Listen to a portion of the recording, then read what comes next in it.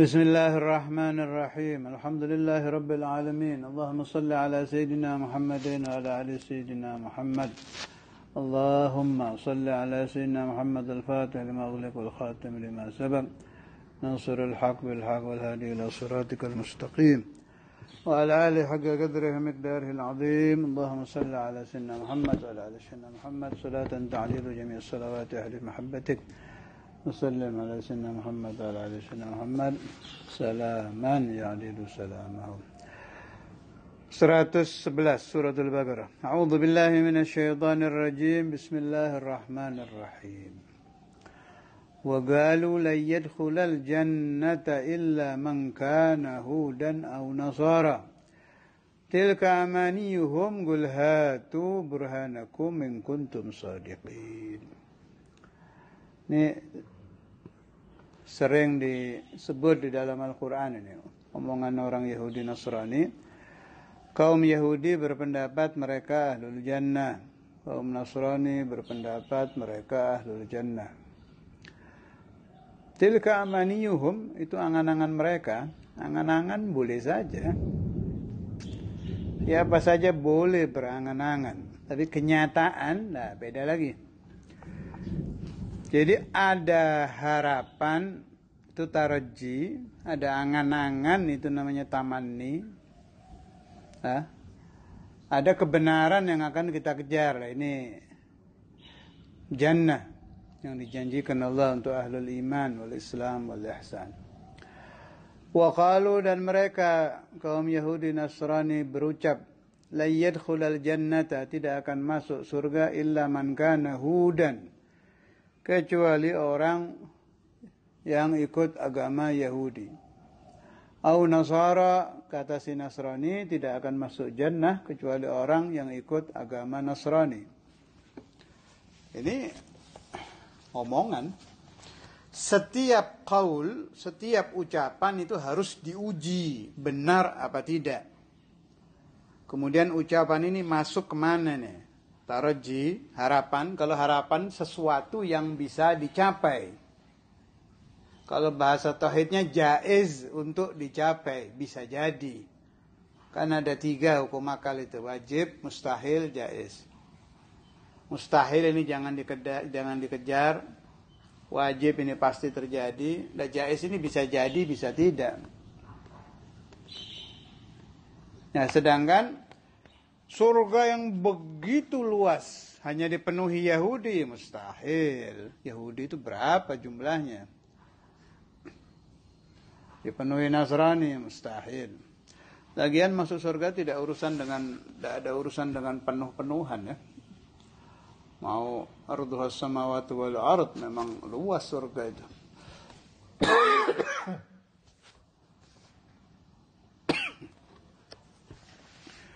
Yang benar bagaimana?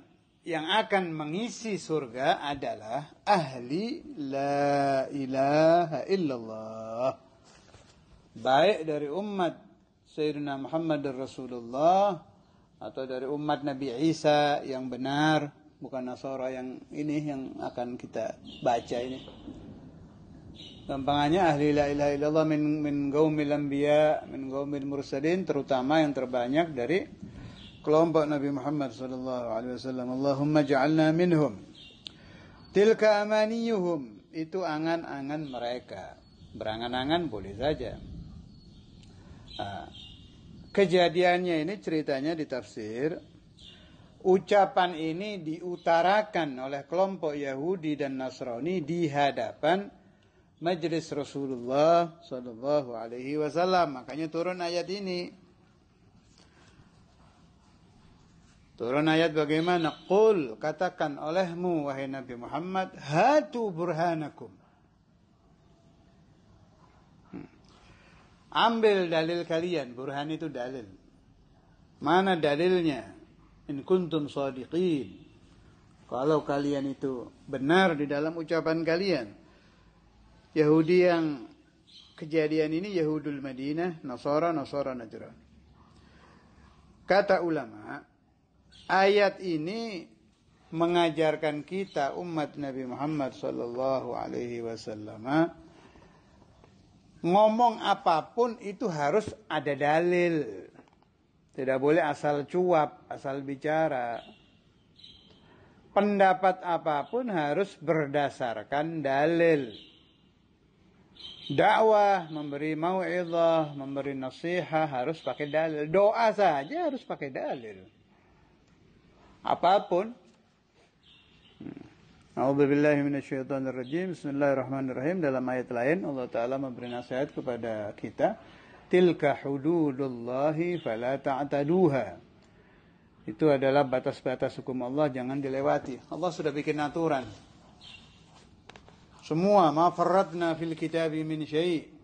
Kami Allah tidak meninggalkan masalah sekecil apapun pasti ada di dalam Al-Qur'an. Hanya orangnya futuh apa tidak itu saja. Kalau orangnya tidak terlalu futuh, masuk di hadis. Enggak mampu lagi, masuk di ijma'ul ulama, qiyasul ulama. Dalil itu kan ada 4 kan, Quran, hadis yang terkenal, yang masyhur, Quran, hadis, ijma', qiyas. Ijma'us sahabah wa ijma'u ulama'i ahli al-ijtihad. Qiyasul ulama. Ijma' itu persepakatan sahabat Nabi Muhammad SAW atau persepakatan ulama. Ulama yang mana? Ulama ahlul ijtihad. Bukan semua ulama.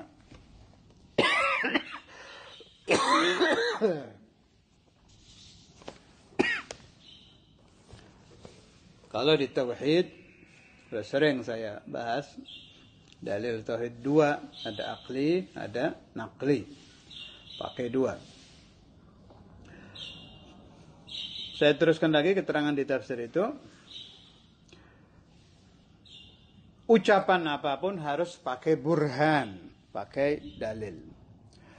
Kalau buat santri, ini boleh dipakai. Saya dulu mendapat nasihat dari guru. Dulu waktu saya masih belajar, saya amalkan. Silahkan kalau Anda akan mengamalkan sekarang sangat bagus. Ini cara untuk mengamalkan ayat ini. Hatu burhanakum. Dalam segala hal kita pakai dalil. Jadi caranya begini. Kalau Anda akan berwudu, ingat-ingat apa dalil Qur'annya wudu, apa hadisnya wudu. Ini cara bagus sekali untuk menguatkan hafalan ini. Sehingga ketika kita akan wudu, pikiran kita tidak kemana-mana.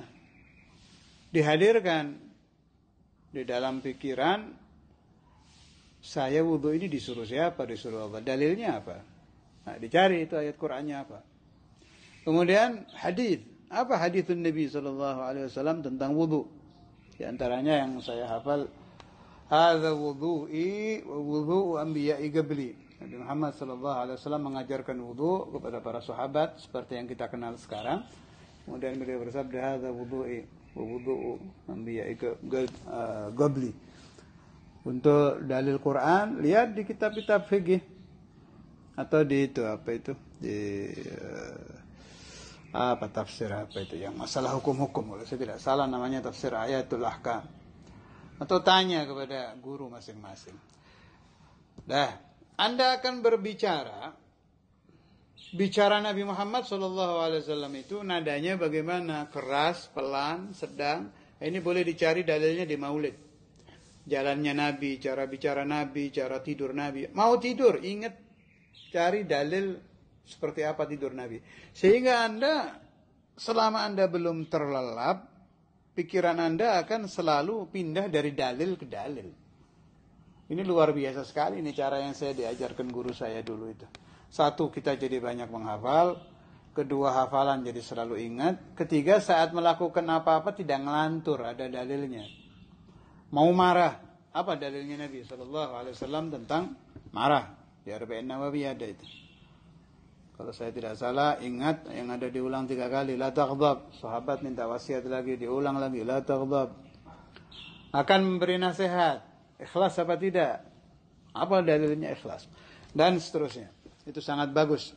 Membiasakan diri di dalam melakukan apapun, melaksanakan perintah Allah dan perintah Rasulullah SAW. Kemudian kalau ada yang bertanya, ini kan ayat diturunkan untuk Yahudi, dan sahabat-sahabat Nabi, juga Nabi yang hadir waktu itu. Dijawab di tafsir ini diterangkan tanbihun,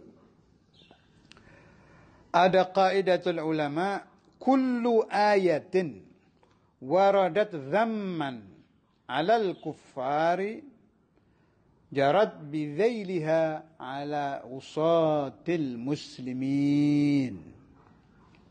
Setiap ayat Al-Quran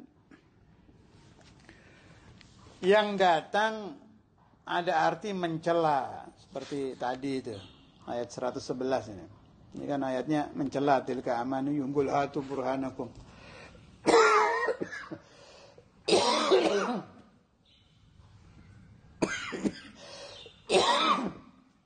Ayat mencela atau ayat menegur.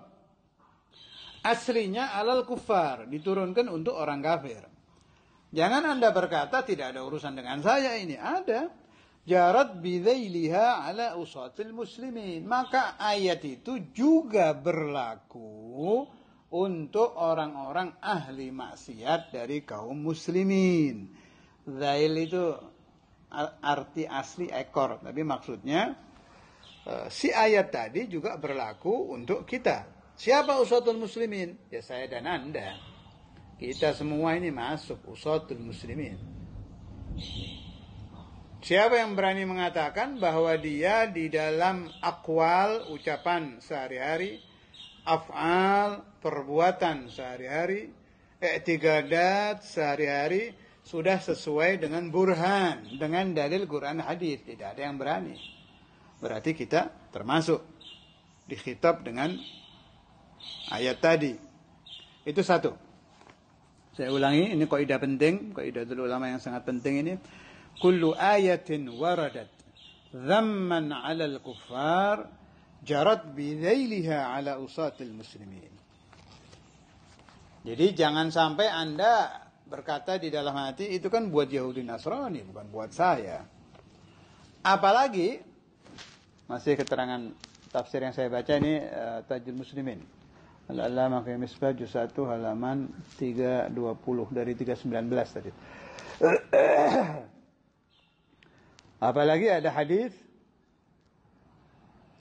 bunyinya bagaimana? Ini hadis menerangkan bahwa kalau ada teguran untuk Yahudi, kita juga termasuk. Dasarnya apa hadis ini? Dari sahabat Abdullah ibn Umar radhiyallahu anhuma.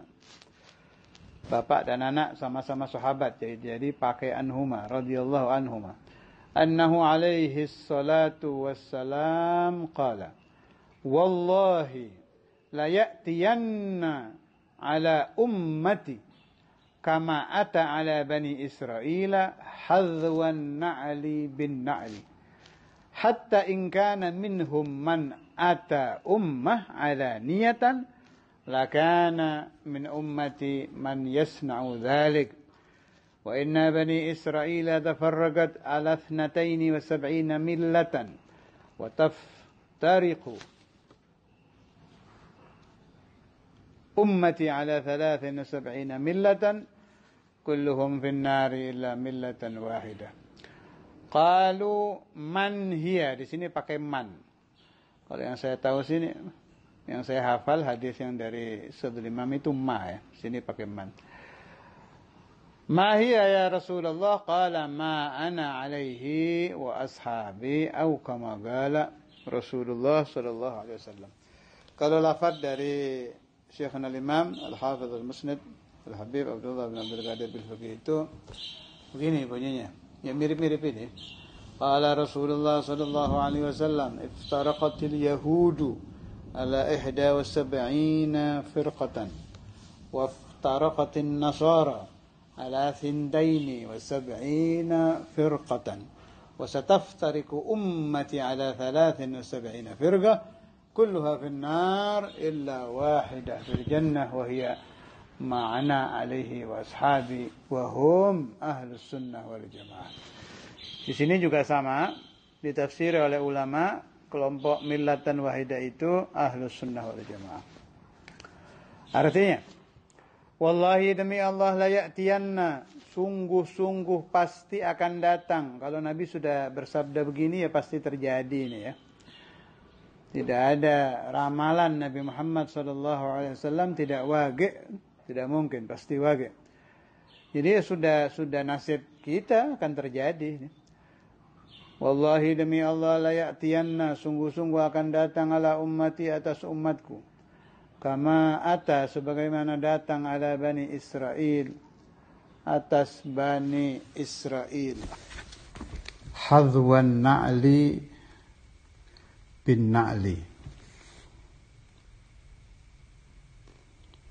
Seperti alas kaki atau terompah atau sandal sebelah kanan ditangkupkan ke sandal atau terompah atau alas kaki sebelah kiri. Ditangkupkan itu dijadikan satu, dimasukkan dijadikan satu. Maksudnya pas. Artinya apa saja yang terjadi di kaum Yahudi pasti akan terjadi di umat Nabi Muhammad sallallahu alaihi wasallam. Hatta in kana minhum man ata ummah, sampai kalau ada salah satu dari Bani Israel, naudzubillah, yang berzina dengan ibunya secara alaniyatan, terang-terangan, lakana min ummati man yasna'u dzalik, sungguh pasti di umatku ada yang akan melakukan itu. Wa inna Bani Israel tafarragat, Bani Israel berpecah belah sampai 72. Maka umatku, kata Nabi, akan berpecah belah sampai 73. Pecahan pemahaman. Di sini pakai milah agama, tapi paham saya Ustaz Imam dulu mengartikan itu golongan. Jadi 73 golongan. Kesemuanya berada di neraka kecuali satu golongan. Para sahabat bertanya kepada Rasulullah sallallahu alaihi wasallam, kelompok apa itu wahai Rasulullah? Dijawab oleh Nabi, ma ana alaihi wa ashabi. Yang di kelompok itu ada aku. Aku ini berarti kalau sekarang jadinya hadis. Ya. Quran, hadis. Wa ashabi jadinya ijma'us sahabah. Makanya ahlus sunnah itu ahlul hadis, berarti ana, ya, makna. Ya, wal jamaah, jamaatus sahabah gitu. Makanya jadinya ahlus sunnah wal jamaah. Ulama memberikan tafsir millah wahidah itu adalah kelompok ahlus sunnah wal jamaah. Wa man hum ahlus sunnah wal jamaah? Semua kelompok mengaku ahlus sunnah wal jamaah, tapi ahlus sunnah yang sahihah dari zaman sahabat sampai zamanuna hadza ini sudah rapi madzhabul arba'ah, Syafi'i, Maliki, Hanafi, Hambali, fil aqaid Asy'ariyah, Maturidiyah, Imam Asy'ari, Imam Maturidi, dalam tasawuf Imam Al-Ghazali, dalam tariqah Junaid Baghdadi, Imam Junaid Al-Baghdadi, dan ke bawah ini diambil oleh ulama contoh yang besar-besar, bukan berarti selain Imam Junaid sesat, bukan begitu. Ini mah contoh saja, contoh orang besarnya. Kayak mazhab Syafi'i, Maliki, Hanafi, Hambali. Ada mazhab lain, Sufyan Tsauri, Sufyan bin Uyainah, dan lain-lain, tapi tidak terlalu besar. Yang diambil contoh kelompok yang besar-besar. Apa lagi? Tariqah Imam Junaid Baghdadi, Tauhid, sudah itu. Tauhid, Asy'ari, Maturidi, fikih mazhab 4, Syafi'i, Maliki, Hanafi, Hambali. Hadis Bukhari, Muslim, dan Ummahatus Sitt. Gampangannya kutub hadis yang 6 itu. Bukhari, Muslim, Tirmidzi, Abu Dawud, Nasa'i, Ibn Majah. Ini sudah menjadi kelompok Ahlus Sunnah wal Jamaah. Tapi jangan ditinggal Asy'ariyah dan Maturidiyah. Itu yang membedakan kita dengan kelompok Ahlus Sunnah yang lain. Ada yang mengaku Ahlus Sunnah wal Jamaah tapi tidak mau memakai Imam Asy'ari, Maturidi fit tauhid, tidak mau memakai Syafi'i, Maliki, Hanafi, Hambali bil fiqh, tidak mau memakai Imam Junaid Baghdadi fit tariqah, Imam Ghazali fit tasawuf. Itu beda, bukan Ahlus Sunnah yang diramalkan oleh Rasulullah sallallahu alaihi wasallam. waktu sudah habis.